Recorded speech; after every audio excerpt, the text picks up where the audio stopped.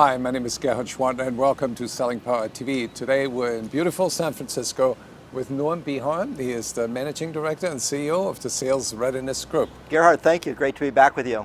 And Noam is the author of their book on High Impact Sales Manager. And there is an interesting chapter on managing the sales pipeline.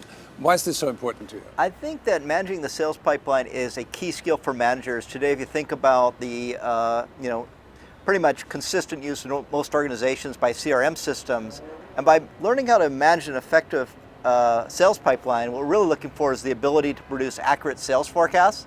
And so I think it's a key skill that managers need to develop, and obviously when they present to upper management, they want to be as accurate as possible. Isn't this ironic that this is still a challenge with CRM? Now, we had CRM now for 15 or 20 years, and that hasn't solved the problem. I think in many ways CRM is a wonderful thing because it creates such intense visibility, and it also is just so robust in terms of the ability to track opportunities. For pipeline management, though, it can also be a liability. Think about it from the sales perspective. You have opportunities that you're working on. You know that you're supposed to enter every one of those opportunities into the CRM system. But the real issue is that salespeople have a much greater propensity to enter things into the CRM system than to take them out of the CRM system. So we have this thing that we call a bloated sales pipeline. And over time, when you start to look at all the different stages and all the different opportunities, particularly across say you have a team of 7 to 10 people, it can become a very overwhelming number. And as a result, which of these are really opportunities that have a high probability of closing, and which of these are opportunities that may be stagnant and not moving, or even not going to move forward at any time. Yeah, what I like about the book is that you outline the steps of managing the pipeline. Can you walk us through that quickly? Sure. I think there are 3 key steps. One is make sure that there's objective criteria for each stage of your sales process. So typically companies have a 5 or 6 stage sales process. Are there objective criteria? And those criteria need to be customer driven. So we'll come back to that in a minute. Second area is really to make sure that you've assigned reasonable probabilities that make sense.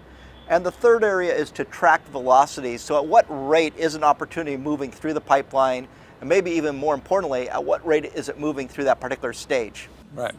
So let's talk about the probability. How do you define the probabilities? So I think the probability, the best way to look at the probability is to go back and do a win-loss analysis, and then take a look and saying, from opportunities that were, let's say, in the needs identification stage, what has been your historical win rate? And I think that what we would find is that most default probabilities have been set too high. So you really want to look at each stage and say, based on opportunities that were in that stage, and eventually move to closed won, which is a term most CRM systems use, right. What was the actual probability?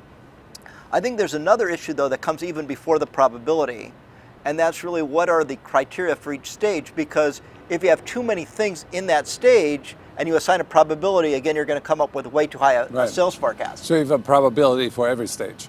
There has to be a probability for each stage, and I think what's missing is also what are the exit criteria from each stage. I'm using the term exit criteria because they need to be customer driven. So when you think about your sales process, you might think about things you're going to do, but in terms of needs identification, as an example, just going back to the example we used before, the customer actions might be that the customer has agreed that there is a problem that needs to be solved, the customer has budget associated to solve that problem, and the customer wants to go to the next step with you.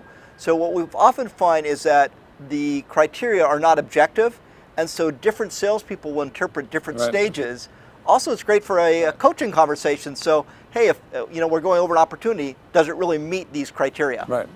And then there's the final of the 3 steps, which is velocity. How do you define and measure velocity? So there's the velocity of the overall opportunity, which is when you entered it in to when it's eventually closed won or closed lost, how many days. If you have a 6-month sales cycle, that could be 180 days. But in addition to that, what we find really important is how long has it stayed in a particular stage. So if it's staying in any single stage, let's say using a 6-month sales cycle for more than 60 days, it may be dormant. So what we advise our clients to do is to look at the pipeline, assign a reasonable probability each stage, assign clear objective criteria to each stage, and then assign a time frame for each stage. And if something exceeds the time frame, it should move not out of the pipeline per se, but to an inactive pipeline. And so you have to manage both your active pipeline and your inactive pipeline. And as soon as it moves back to the next stage, it then becomes active again. Right. So in summary, we'd say make sure there's objective criteria for each stage, make sure that you have reasonable probabilities associated with the stages, and then track your velocity within each stage. That's what I like about the book. You give them a playbook for managing the forecasting process and end up with better forecasts. Right, and I think that's going to reflect really well on the manager, Right. and it's obviously going to really reflect well on their organization. Thank you, Norman. We are going to continue our conversation with Norman where we talk about motivating the sales force.